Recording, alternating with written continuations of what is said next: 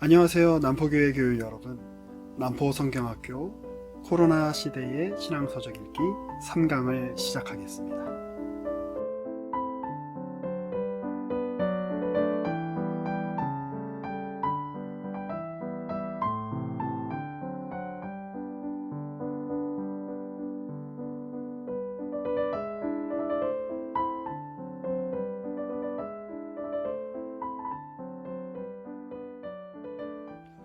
톰 라이트는 2장과 3장에서 구약성경과 복음서에 나오는 고난의 이야기를 살펴보면서 오늘의 현실을 이해하자고 제안합니다.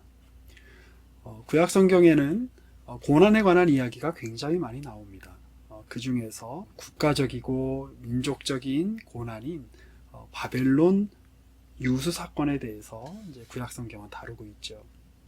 구약 성경의 가장 중요한 두 가지 사건을 꼽으라고 하면 뭐니 해도 출애굽 사건과 바벨론으로 유다가 포로로 잡혀간 사건일 것입니다. 출애굽 사건이야 하나님이 크신 능력으로 이스라엘 민족들을 바로의 권세를 꺾으시고 홍해를 갈라서 광야로 그리고 가나안 땅으로 인도하시는 여정을 그린 이야기이기 때문에 굉장히 희망차고 또 놀라운 이야기들로 이렇게 가득 차 있습니다.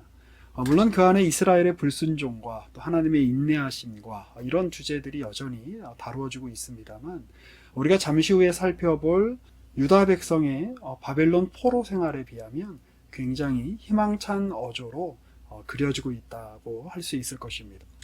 유다 백성이 바벨론으로 포로로 잡혀가는 이 일에 대해서 구약의 선지자들은 하나님의 형벌을 받은 것으로 그렇게 해석을 했습니다.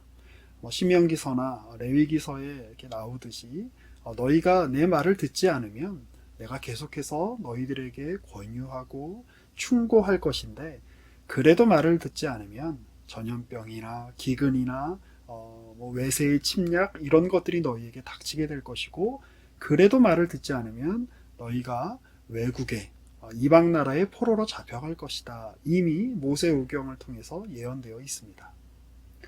그러나 안타깝게도 이스라엘과 유다의 역사는 이방신들을 섬기고 하나님의 말씀을 제대로 따르지 않아 결국에는 포로로 잡혀가는 지경까지 이르게 됩니다.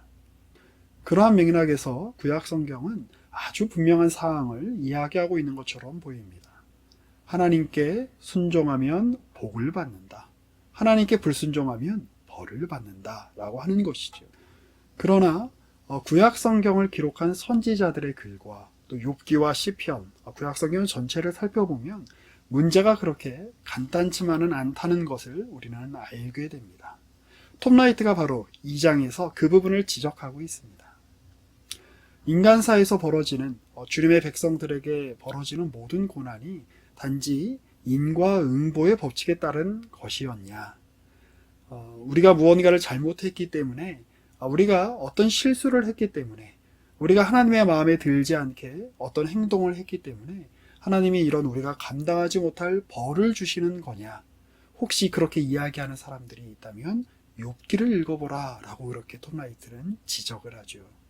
박영선 목사님께서도 욥기 설교를 통해서 그 주제를 잘 드러내셨습니다. 욥기는 애초에 욥이 선하고 의인인 것으로 설정되어 나와 있습니다.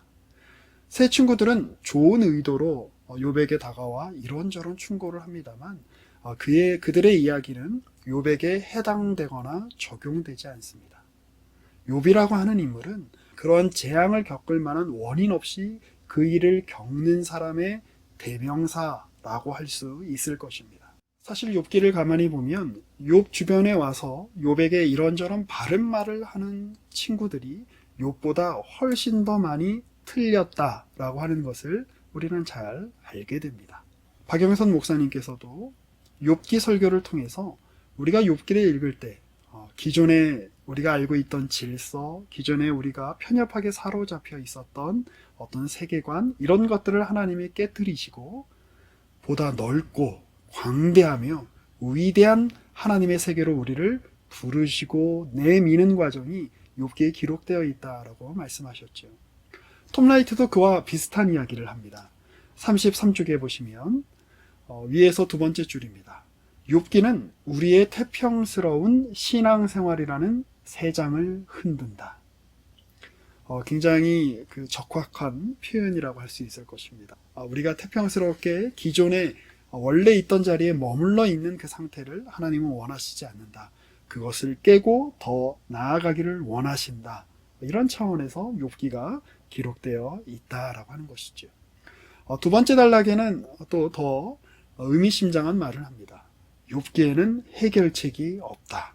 혹시 있다고 해도 만족스러운 답이 아니다. 그리고 이렇게 이어집니다. 짧은 해피엔딩이 등장하지만 완전한 행복은 아니다.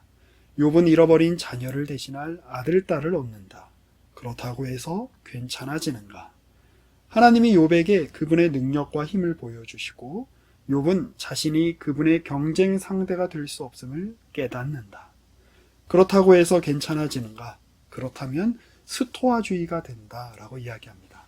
지난 강의에서 우리가 스토아주의와 플라톤주의, 에피쿠로스주의 같은 것들을 살펴보며 이 세상의 부조리에 대해서, 이 세상의 고난의 문제에 대해서 성경적이지 못한 어떤 다른 해결책, 해석 방식이 있다라고 말씀드렸습니다. 사실 이런 것들은 고대 그리스에서 고안된 것들이긴 합니다만 인류에게 굉장히 보편적이다라고 할 수 있을 정도로 우리에게 익숙한 해결책이기도 합니다. 그래서 우리도 성경을 믿지만 기독교 신앙을 가지고 있지만 어떤 문제 앞에서 그렇게 세상 사람들처럼 해석하고 해결책을 제시할 때가 너무나도 많죠. 성경이 무엇이라고 하는지 우리는 좀 더 깊이 읽어야 합니다. 우리의 태평스러운 신앙생활을 하나님이 깨시기 위해, 우리가 머물러 있는 자리에서 한 걸음 더 나아가기 위해 하나님이 이 시대를, 우리의 고난을, 그리고 우리의 인생을 어떻게 사용하시는지 우리는 깊이 있게 숙고해 봐야 하는 것이지요. 우리가 저지른 직접적인 행동 때문에 겪지 않는 많은 어려움이 있습니다. 사실 인생이 어려운 것은 그것들 때문에 힘든 것이지요.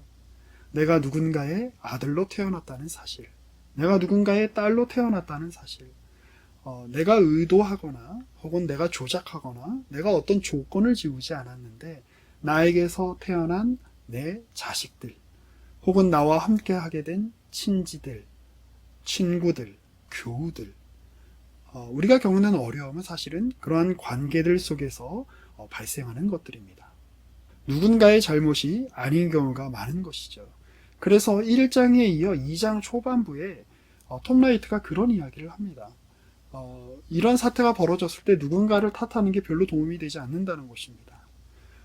지난 시간에 음모론에 대해서도 잠깐 말씀드렸지만 사실 음모론은 이 세상의 부조리와 이 세상의 고난에 대한 너무나도 짧은 이해라고 할 수 있을 것입니다. 누군가 때문에 우리가 이런 어려움을 겪는 것이다. 우리가 다 알지 못하지만 어떤 사람들의 아주 나쁜 기획과 의도와 그리고 그들의 행실 때문에 우리 모두가 이런 고난을 겪는 것이다 라고 쉽게 설명해 버리는 대로 넘어가 버리는 것입니다. 그러나 하나님은 우리가 그러한 쉬운 설명을 택하기를 원하지 않으십니다. 기독교 신앙은 그것보다 훨씬 더 깊습니다. 우리가 신자라면, 우리가 성경의 내용을 진실로 진리라고 고백하고 믿는다면 한 걸음 더 나아가야 되는 것입니다. 몇 주 전에 최태준 담임 목사님께서 수요 예배 때 이런 말씀을 하셨습니다. 어려운 문제에 대한 쉬운 해결책은 없다라고 말씀하셨지요. 그렇습니다. 우리가 겪고 있는 이 어려운 문제들은 사실은 우리가 쉽게 해결할 수 있으려면 벌써 해결된 문제들이었을 것입니다. 쉽게 해결되지 않으니까 어려운 문제인 것이죠. 그러나 그 어려운 문제는 그 문제가 쉽게 풀리지 않는다라고 하는 그것 자체로 우리에게 어떤 의미가 있습니다. 문제를 풀면서 우리의 머리가 좀 더 굵어지고 우리의 지식과 우리의 지성과 또 우리의 신체가 단련되는 것이죠. 마찬가지입니다. 우리가 답이 없는 문제, 결론을 쉽게 내릴 수 없는 문제, 원인을 쉽게 찾을 수 없는 문제 앞에서는 일단 우리는 침묵해야 한다라고 하는 것이 톰 라이트와 또 많은 지혜 있는 기독교 신학자들의 제안인 것 같습니다. 쉽게 나온 해답치고 온전한 해답은 세상에 많지 않습니다. 때에 따라서는 우리가 빠른 결정을 내리고 신속하게 판단하여 어떤 일을 선택해야 할 때도 있습니다만, 요즘 우리가 겪는 이 문제같이 모호하고 이런 보편적인 문제들에 대해서는 우리는 좀 더 깊이 생각할 필요가 있을 것입니다. 이 시점에서 책을 하나 소개해드리고 싶습니다. 지리의 힘이라고 하는 책입니다. 이 책은 각 나라와 정부가 그리고 어떤 민족이 어떤 정책을 결정하고 어떤 선택을 하는 데 있어서 지리의 영향을 굉장히 많이 받는다라고 하는 책입니다. 이 세계의 문제를 어떤 특정 개인 지도자의 문제로 환원하거나 혹은 어떤 정당이 가지고 있는 혹은 어떤 세력이 가지고 있는 힘의 문제로 환원해서는 곤란합니다. 어떤 한 개인이나 아무리 유능하고 힘이 있는 개인이라고 할지라도 혹은 어떤 단체나 집단이라고 할지라도 거스를 수 없는, 넘어갈 수 없는 어떤 조건이 있습니다. 어떤 범위가 있습니다. 그 조건과 범위 안에서 우리의 인생이 펼쳐지고 있는 것이지요. 그것을 헤아리는 것, 그것을 우리가 지혜라고 부를 수 있지 않겠습니까? 그리고 하나님께서는 오늘 이러한 시국을 통해서, 이러한 환경을 통해서 우리가 그러한 지혜를 갖추기를 원하고 계신 것일 겁니다.